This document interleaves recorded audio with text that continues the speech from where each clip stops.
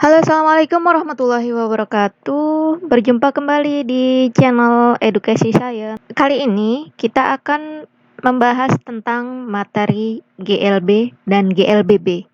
GLB dan GLBB itu maksudnya apa sih? Hayo kita belajar bersama-sama. Pada pekan sebelumnya kita kan sudah belajar tentang konsep kecepatan ya sobat ya. Waktu itu saya sudah memberikan contoh tentang konsep kecepatan, yaitu contohnya, mobil yang dikendarai oleh Dita bergerak dengan kecepatan 10 meter per sekon.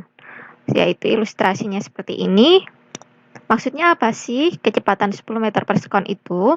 Kecepatan 10 meter per sekon artinya setiap 1 detik mobil yang dikendarai Dita berpindah sejauh 10 meter. Kalau setiap 1 detiknya berpindah secara konstan atau stabil, maka gerakan mobil ini dinamakan gerak GLB, yaitu gerak lurus beraturan. Pada dasarnya, konsep gerak lurus beraturan hanya merupakan sebuah konsep ideal, karena di alam ini kita akan kesulitan untuk menciptakan gerak benda dengan kecepatan tetap, sekalipun mobil yang bergerak di jalan tol yang nyaris tanpa hambatan. Akan tetapi, dengan pendekatan-pendekatan tertentu, ternyata konsep gerak lurus beraturan ini akan sangat bermanfaat untuk menggambarkan keadaan gerak suatu benda.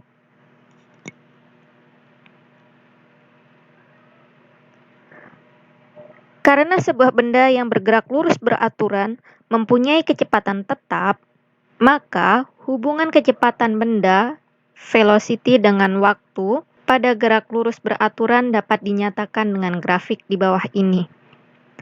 Ini adalah grafik GLB ya sobat ya, grafik kecepatan terhadap waktu. Maksudnya apa sih gambar dengan garis seperti ini? Grafik ini menggambarkan bahwa sebuah benda memiliki kecepatan yang sama di setiap detiknya, setiap waktunya. Misalkan nih, di detik keempat, kecepatannya 20 meter per sekon.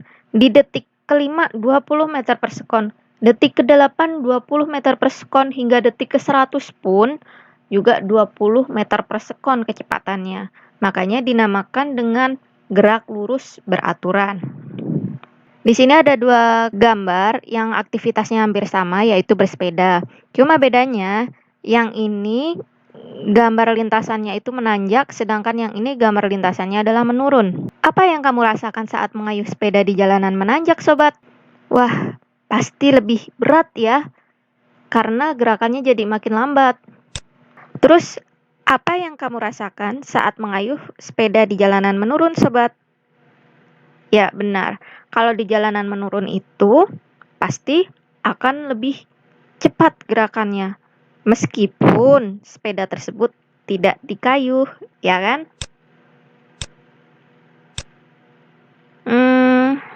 Lalu, apa yang mempengaruhi gerak sepeda tersebut sehingga ada perbedaan pada gerakannya ya? Yang jalanan menanjak tadi diperlambat, jadi makin lambat gitu. Sedangkan di jalanan turunan sepedanya makin cepat. Apa ya yang mempengaruhi ya? Aha, ternyata dipengaruhi oleh percepatan.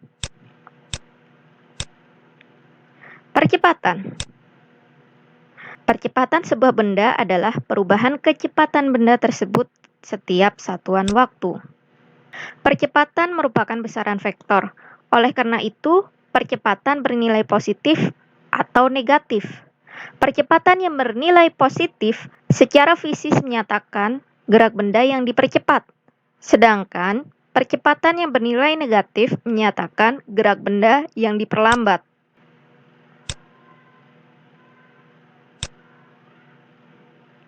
Tadi kan percepatan sebuah benda adalah perubahan kecepatan benda tersebut setiap waktu kan ya sobat ya. Saya akan berikan contoh dalam kehidupan sehari-hari. Agar tidak ketinggalan menuju kantor, ayah mempercepat laju mobilnya menjadi 10 meter per sekon. Percepatan 10 meter per sekon kuadrat artinya setiap 1 detik kecepatan mobil ayah bertambah 10 meter per sekon. Kira-kira apa ya perbedaan antara GLB dan GLBB? Nah, Mari saya kasih tahu ya. Kalau GLB itu gerakan suatu benda yang kecepatannya konstan, kecepatannya tetap.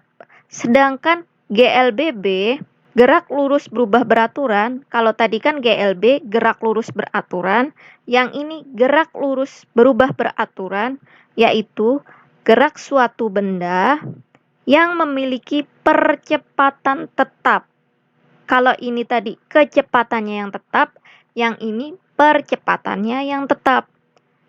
Kalau percepatannya yang tetap, artinya kecepatannya itu berubah setiap waktu. Oke, sampai sini udah paham ya perbedaan antara GLB dan GLBB. Next, sebuah benda yang bergerak semakin cepat dengan perubahan kecepatan yang teratur dalam selang waktu tertentu memungkinkan terjadinya gerak dengan percepatan tetap. Kalau percepatannya tetap, yang berubah itu adalah kecepatannya. Kecepatannya berubah setiap satuan waktu. Nah, hubungan kecepatan benda dengan waktu pada gerak lurus berubah beraturan dapat dinyatakan dengan grafik berikut. Ini grafik kecepatan terhadap waktu. Jadi grafiknya naik.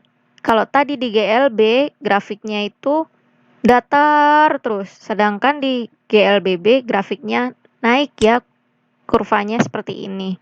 Bisa juga kurvanya juga seperti ini. Ini cara bacanya, artinya suatu benda tersebut memiliki kecepatan awal.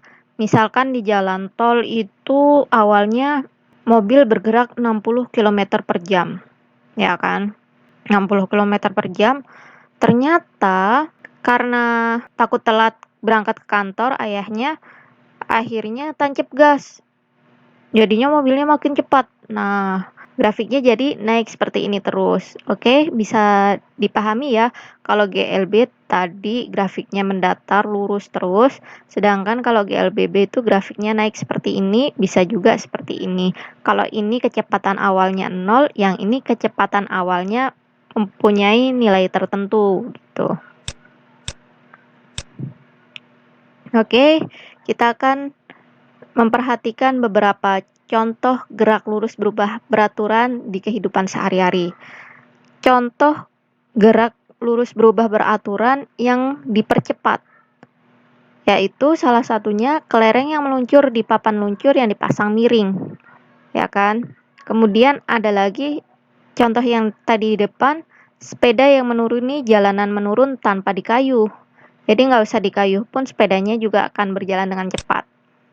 Nah, tadi ada gerak yang dipercepat, juga ada lagi benda yang bergerak diperlambat.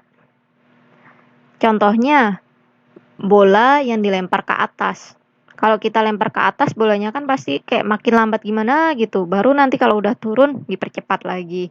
Ya, kalau gerak benda yang diperlambat, salah satunya adalah bola yang dilempar ke atas.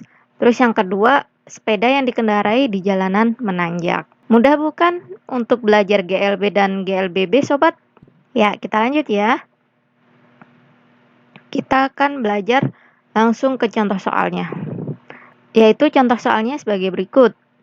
Lomba pacuan kuda, seorang joki memacu kudanya dengan kecepatan 10 meter per sekon. Untuk mengejar lawan di depannya, maka sang joki mempercepat lari kudanya menjadi 25 meter per sekon dalam waktu 10 detik. Percepatan lari kuda tersebut adalah bla bla bla meter per sekon kuadrat. Mari kita bahas soal yang tadi secara bersama-sama ya sobat ya. Diketahui, waktu yang diperlukan joki untuk mempercepat kudanya adalah 10 detik. Kecepatan kuda berubah dari 10 meter per sekon menjadi 25 meter per sekon. Sehingga setiap 10 detik joki mempercepat kudanya menjadi 15 meter per sekon. Ini angka 15 dari mana ya? 15 ini dari 25 dikurangin 10 atau dari 10 menjadi 25 meter per sekon. Itu kan rentangnya 15 meter per sekon ya sobat ya. Ditanyakan percepatan lari kuda. Cara menjawabnya, setiap 10 detik, joki mempercepat kudanya menjadi 15 meter per sekon. Kalau begitu, setiap 1 detiknya, joki mempercepat kudanya menjadi 15 meter per sekon per 10, yaitu sama dengan 1,5 meter per sekon. Sehingga percepatan lari kuda tersebut adalah 1,5 meter per sekon kuadrat. Baiklah sobat, untuk materi GLB dan GLBB sudah cukup sampai di sini. Semoga dapat memberikan pengetahuan yang bermanfaat mengenai perbedaan GLB dan GLBB. Saya tutup. Wabillahi taufik wal hidayah. Wassalamualaikum warahmatullahi wabarakatuh.